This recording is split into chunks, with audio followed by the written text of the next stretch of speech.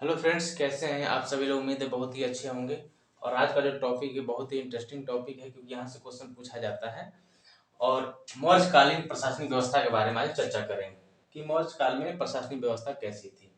तो मौर्यकाल में प्रशासनिक व्यवस्था कैसी थी, तो कार्यपालिका, न्यायपालिका और व्यवस्थापिका तीनों का प्रधान कौन होते थे? राजा ही होते थे, है ना।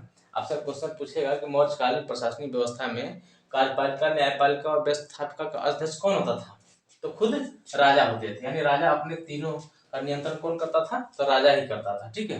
और राजा लोग में इनमें तीर्थ, जिसे महामात्र कहा गया है, तीर्थ की चर्चा किया है, कहा गया है। और अध्यक्ष की भी चर्चा किया गया है ना। तीर्थ और अध्यक्ष क्या होते थे? तो तीर्थ उसे कहा जिसमें नौकर चाकर लोग रहते थे, राजा का नौकरशाही व्यवस्था थी, है ना।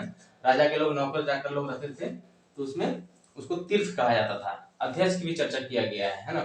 तो अध्यक्ष की चर्चा 27 बार किया गया है। कहाँ से पता चला है? तो इंडिका से पता चला है। मेगास्थनीज की पुस्तक है ना, चंद्रगुप्त मौर्य के समकालीन कौन? मेगास्थनीज ने एक पुस्तक लिखा था, इंडिका।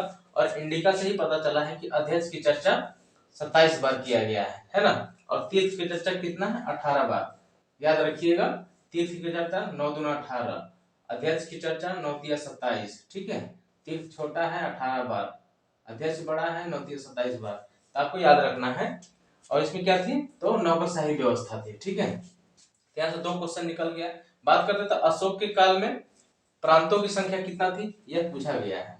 मौर्य काल में, अशोक के शासन काल में प्रांतों की संख्या कितना थी, तो आपसे पूछेगा तो आप बता दीजिएगा 5, है ना। कौन कौन है, तो यह भी पूछा गया है कौन कौन। तो उत्तरापथ, दक्षिणापथ, अवंती, कलिंग और प्राची। तीनों का राजधानी ही पूछ देगा आपको कि अशोक के शासन काल में प्रांतों की संख्या 5 थी, तो उनका राजधानी कौन सा था? तो उत्तरापथ की राजधानी है तक्षशिला, दक्षिणापथ की राजधानी है सुवर्णगिरी, ठीक है। अवंती की राजधानी कहाँ है? उज्जैनी। और कलिंग की राजधानी तोसली, ठीक है। कलिंग की राजधानी तोसली। यहाँ पे क्या हुआ था? अशोक ने कलिंग युद्ध के बाद क्या हुआ था? उनका हृदय परिवर्तन कर दिया था, है ना। किन्होंने? अशोक ने। प्राची की राजधानी कहाँ थी? तो पाटलिपुत्र। तो आपको ये पांचों से क्वेश्चन पूछा जाता है कि अशोक के काल में प्रांतों की संख्या कितना थी? 5। और इनकी राजधानी कहाँ कहाँ थी, ठीक है। बात करते तो अर्थव्यवस्था कैसी थी यहाँ का। तो अर्थव्यवस्था कृषि पर आधारित थी। कैसी थी? कृषि पर, यानी लोग खेती बाड़ी करते थे और अपना जीवन यापन करते थे। ऐसे भी कहा गया है भारत आज भी कृषि प्रधान देश है ना। कृषि प्रधान देश है आज भी, ठीक है। और ज्यादातर 60 से 70% लोग कृषि पर ही अपना जीवन यापन करते हैं। बात करते हैं तो उसमें नगर प्रशासन कैसी थी। तो इंडिका की रचना से पता चलता है कि उस समय मौर्य काल में नगरीय प्रशासन थी। कैसे थी? तो नगरीय प्रशासन थी। किससे पता चलता है? तो इंडिका से, ठीक है। बात करते हैं तो उसमें गुप्तचर व्यवस्था भी थी। मौर्य काल में गुप्तचर व्यवस्था थी कि मतलब राजा की कुछ खुफिया विभाग रहते थे जो गुप्त सूचना कहीं से आकर देते थे, तो गुप्तचर व्यवस्था भी थी। कहाँ पे? तो मौर्य काल में। बात करते हैं तो मौर्य काल में आदेव मातृक भूमि की चर्चा किया गया है। कौन सी भूमि?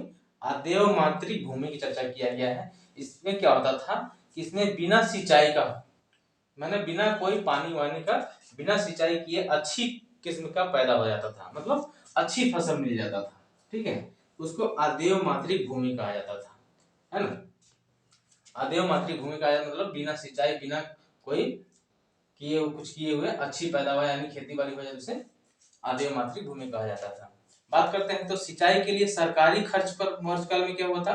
तो सरकारी खर्च पर मौर्य काल में नहर एवं झील का निर्माण किया गया था, ठीक है। किसके लिए? सिंचाई के लिए नहर एवं झील का निर्माण किया गया था, ठीक है। जिसका प्रमाण कहाँ से मिलता है? तो रुद्रदामन का जूनागढ़ अभिलेख। कौन सा? तो रुद्रदामन का जूनागढ़ अभिलेख से पता चला है कि नहर एवं सिंचाई के लिए सरकारी खर्च पर नहर एवं झील बनाया गया था, ठीक है।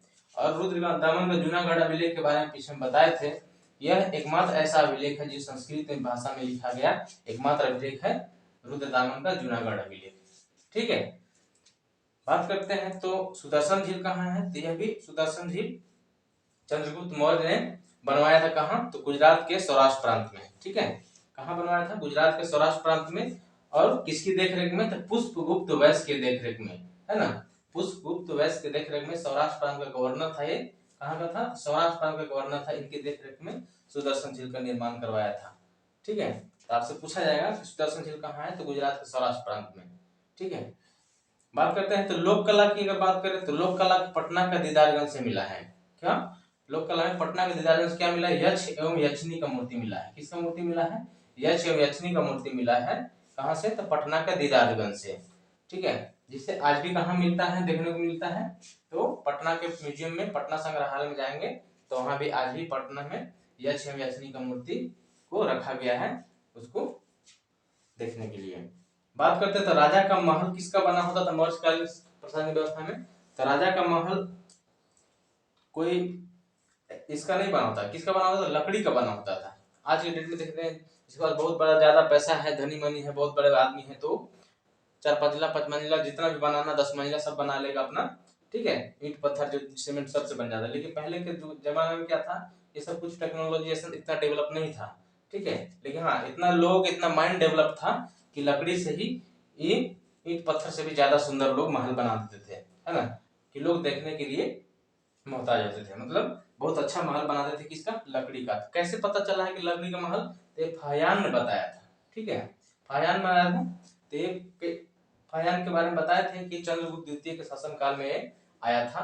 और इसकी रचना भी आपको बताए थे कि इसका रचना नाम याद रखिए, फोक्योकी पुस्तक नाम लिखा है ना, फोक्योकी। हर्षवर्धन का भी बताए थे, है ना, हर्षवर्धन सीयूकी। तो ये सब आपको याद रखना है। तो फाहियान ने क्या बनाया कि जो राजा का महल जो बना होता था लकड़ी का, यह कोई बल्कि मानव ने नहीं बनाया था। किसके द्वारा बनाया गया था? ये बल्कि मनुष्य नहीं बल्कि देवी देवताओं के द्वारा बनाया गया था। कौन? तो राजा का महल देवी देवताओं के द्वारा बनाया गया था। तो इस तरह से मौर्यकाल में प्रशासनिक व्यवस्था के बारे में कुछ क्वेश्चन पूछा जाता है, वो आपको हम यहाँ डिस्कस कर दिए। ठीक है, तो उम्मीद है इतना सारा चीज आपको समझ में आ गया होगा। फिर मिलेंगे इसके नेक्स्ट टॉपिक में।